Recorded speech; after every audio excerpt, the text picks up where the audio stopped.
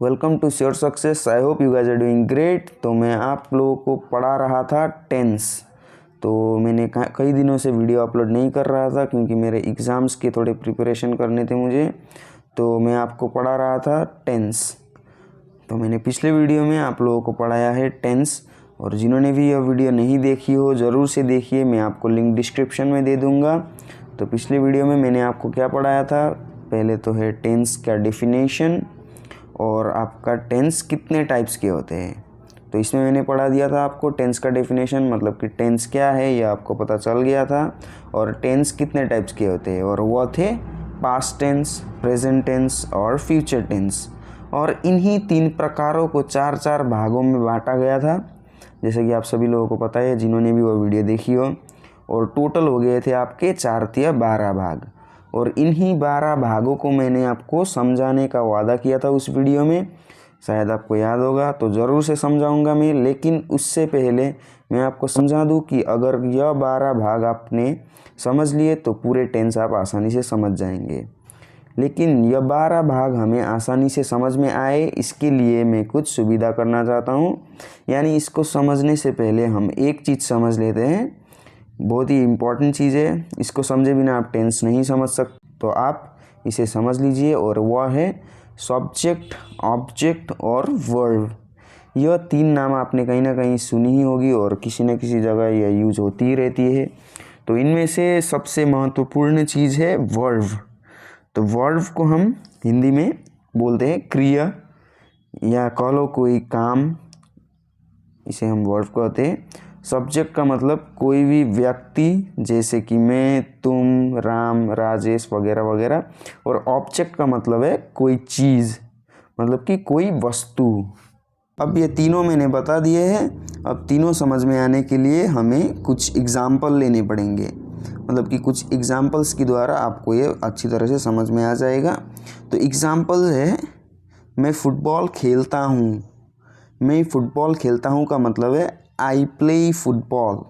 तो इसमें आप देखिए, इसमें आई जो है यह है आपका सब्जेक्ट, तो फुटबॉल जो है यह आपका ऑब्जेक्ट है, और प्ले जो है यह आपका वर्ब है। अब आपने वर्ब की फर्स्ट, सेकंड और थर्ड फॉर्म के बारे में तो सुना ही होगा। तो यह किस काम आती है समझाता हूँ, चलिए। अब हमारे पास वाक्य है, मैं फुटबॉल खेलता हूँ, आई प्ले फुटबॉल। इसमें प्ले जो है यह वर्ब है, प्ले वर्ब की फर्स्ट फॉर्म है। अब मान लो हमारे पास वाक्य होता कि मैं फुटबॉल खेलता था, तो मैं फुटबॉल खेलता था, तो यह जो वर्ब का फर्स्ट फॉर्म है यह आपका बदल जाएगा सेकंड फॉर्म में, यानी कि प्ले की जगह प्लेड होगा, प्लेड बन जाएगा प्ले, मतलब आई प्लेड फुटबॉल। यहाँ पर सब्जेक्ट चेंज नहीं हुआ और ऑब्जेक्ट भी आपका चेंज नहीं हुआ, लेकिन वर्ब जो है वो वर्ब आपका चेंज हो गया उसके सेकंड फॉर्म में, मतलब कि प्ले जो था वो आपका बन गया प्लेड। तो आई प्लेड फुटबॉल, मैं फुटबॉल खेलता था। तो यहाँ पर सब्जेक्ट, ऑब्जेक्ट और वर्ब आपका क्लियर हो गया है। तो आप आई होप सभी को समझ में आ गए होंगे। और सब्जेक्ट किसको बोलते हैं, मतलब कि किसी व्यक्ति को बोलते हैं सब्जेक्ट, और ऑब्जेक्ट जो है वो आप किसी चीज़ को बोलते हैं, और वर्ब जो है वो जब आप काम कर रहे हैं उसे बोलते हैं वर्ब।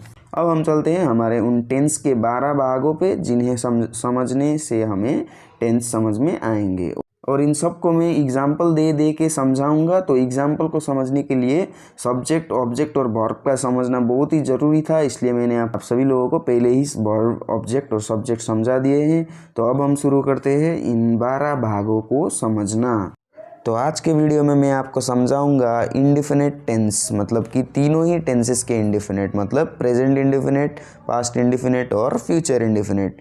क्योंकि अगर मैंने आपको 12 ही भाग एक ही दिन में समझा दिए तो आप समझ नहीं पाएंगे, तो यह आपके लिए बहुत मुश्किल होगा। तो पहले हम समझते हैं प्रेजेंट इंडेफिनिट, पास्ट इंडेफिनिट और फ्यूचर इंडेफिनिट। तो मैं आपको यह 3 इंडेफिनिट टेंस आपको एग्जाम्पल दे करके समझाऊंगा, कुछ सेंटेंसेस दूंगा ताकि आपको यह समझ में आ सके। तो कैसे टाइप के सेंटेंसेस दूंगा, तो मैं आपको 3 टाइप के सेंटेंसेस दूंगा। तो वह है आपका अफर्मेटिव सेंटेंसेस, नेगेटिव सेंटेंसेस और इंटरोगेटिव सेंटेंसेस। जैसे हिंदी में बोलो तो सकारात्मक, नकारात्मक और प्रश्नवाचक वाक्य। तो चलिए शुरू करते हैं आपका अफर्मेटिव यानी कि सकारात्मक वाक्य से। मैं किताबें पढ़ता हूँ। तो मैं किताबें पढ़ता हूँ का मतलब है आई रीड बुक्स। तो मतलब यहाँ पे मैं आपका सब्जेक्ट हूँ, किताब ऑब्जेक्ट है और पढ़ना यानी कि वर्ब, क्योंकि पढ़ना काम करना होता है तो यह है वर्ब। आई है आपका सब्जेक्ट, रीड हो जाएगा आपका वर्ब और बुक्स है आपका ऑब्जेक्ट। तो चलिए इसी को नेगेटिव में बनाते हैं। मैं किताबें नहीं पढ़ता हूँ, मतलब कि I do not read books. तो यहाँ पर आपका आई हो जाएगा आपका सब्जेक्ट, रीड जैसा कि आपको पता ही है यह है वर्ब और बुक्स हो जाएगा आपका ऑब्जेक्ट। तो यह हो गया आपका नेगेटिव, क्योंकि यहाँ पर डू नॉट लगा हुआ है इसीलिए यह है आपका नेगेटिव सेंटेंस। इसी का हम एक इंटरोगेटिव एग्जाम्पल देते हैं। चलिए, तो क्या मैं किताबें पढ़ता हूँ? तो इसका मतलब है डू आई रीड बुक। तो इसमें आई हो गया आपका सब्जेक्ट, रीड जैसे कि आपको पता ही है यह एक वर्ब है और बुक हो गया आपका ऑब्जेक्ट। तो यह है एक इंटरोगेटिव सेंटेंस, क्योंकि इसमें प्रश्न पूछा गया है डू का इस्तेमाल करके, डू आई रीड बुक। यह हो गया आपका इंटरोगेटिव सेंटेंस मतलब कि प्रश्नवाचक। तो अब चलते हैं हम पास्ट इंडेफिनिट में। इस वाले भाग में भी हम लोग वही 3 टाइप के वाक्य लेंगे, मतलब कि अफर्मेटिव, नेगेटिव, इंटरोगेटिव मतलब सकारात्मक, नकारात्मक और प्रश्नवाचक। चलिए शुरू करते हैं अफर्मेटिव यानी कि सकारात्मक से। तुम हिंदी बोलते थे। तुम हिंदी बोलते थे का मतलब है you spoke Hindi. You spoke Hindi. तो यहाँ पर आपका यू जो है वह है आपका सब्जेक्ट और हिंदी जो है वह है आपका ऑब्जेक्ट और ये जो स्पोक है यह है आपका वर्ब। तो यहाँ पर आपको देखने को मिलेगा कि वर्ब का जो फर्स्ट फॉर्म रहता है वह आपका सेकंड फॉर्म में ट्रांसलेट हो जाएगा आपका पास्ट इंडेफिनिट में। जो ये आपका स्पोक है यह है आपका सेकंड फॉर्म, मतलब इसका फर्स्ट फॉर्म है आपका स्पीक। तो यहाँ पर आपका हो जाएगा स्पोक, यह है आपका अफर्मेटिव। तो चलिए इसी को हम नेगेटिव में बदलते हैं, मतलब कि नकारात्मक वाक्य में तुम हिंदी नहीं बोलते थे। तुम हिंदी नहीं बोलते थे का मतलब है you did not speak Hindi. तो यहाँ पर आप देखिए यू हो गया आपका सब्जेक्ट, स्पीक हो गया आपका वर्ब। तो यहाँ पर आप देख सकते हैं फिर आपका वर्ब का सेकंड फॉर्म से फिर आपका ट्रांसफॉर्म हो गया वर्ब का फर्स्ट फॉर्म में और ये हिंदी है आपका ऑब्जेक्ट। तो डिड नॉट यूज़ होने के कारण ये बन गया है नेगेटिव, ये सभी तो आपको पता ही है।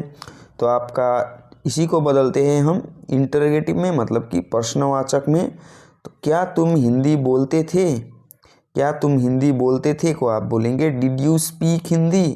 तो यहाँ पर यू आपका बन जाएगा सब्जेक्ट, हिंदी आपका है ऑब्जेक्ट और स्पीक जो है यह है आपका वर्ब। तो चलिए अब हम चलते हैं आज के लास्ट भाग की ओर, जो कि है फ्यूचर इंडेफिनिट।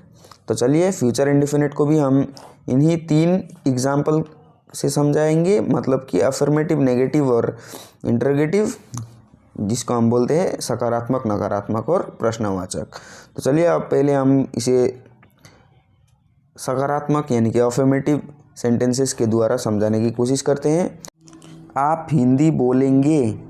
तो आप हिंदी बोलेंगे को आप बोलेंगे यू विल स्पीक हिंदी। तो यहाँ पर आपका यू हो गया आपका सब्जेक्ट, स्पीक हो गया आपका वर्ब और हिंदी हो गया आपका ऑब्जेक्ट। तो ये तो सेम ही है, आपका स्पीक भी वर्ब का फर्स्ट फॉर्म में ही है, तो वर्ब के फर्स्ट फॉर्म में स्पीक। तो यहाँ पर आपको कैसे पता चलेगा कि यह है आपका फ्यूचर इंडेफिनिट? तो यहाँ पर आप देख सकते हैं कि विल का उपयोग किया गया है, विल का यूज़ किया गया है, तो इसी से आपको पता चलेगा कि यह है आपका फ्यूचर इंडेफिनिट सकारात्मक में। तो चलिए इसी को नकारात्मक में देखते हैं, मतलब कि नेगेटिव सेंटेंस में। तो आप हिंदी नहीं बोलेंगे। आप हिंदी नहीं बोलेंगे का मतलब है you will not speak Hindi. तो यहाँ पर नॉट का प्रयोग किया है, आप देख सकते हैं। तो इसी से आपको पता चल गया कि ये नेगेटिव है। तो इसमें यू जो है यह है आपका सब्जेक्ट, स्पीक जो है यह है आपका वर्ब और ये हिंदी जो है यह है आपका ऑब्जेक्ट। सिंपल है। तो चलिए इसी को हम इंटरोगेटिव मतलब कि प्रश्नवाचक के एग्जाम्पल में देखते हैं। क्या तुम हिंदी बोलोगे? क्या तुम हिंदी बोलोगे को आप बोलेंगे विल यू स्पीक हिंदी। तो ये विल जो है आपका आगे आ गया है ताकि यह कुछ प्रश्न पूछ सके, तो इसी से हमको पता चलता है कि यह है प्रश्नवाचक वाक्य। तो इसमें यू जो है यह है आपका सब्जेक्ट, और स्पीक जो है यह है आपका वर्ब, और हिंदी जो है यह है आपका object. Okay, by this we come to an end of the video. यही सारे थे जो आज के क्लास में मैं आपको पढ़ाने वाला था।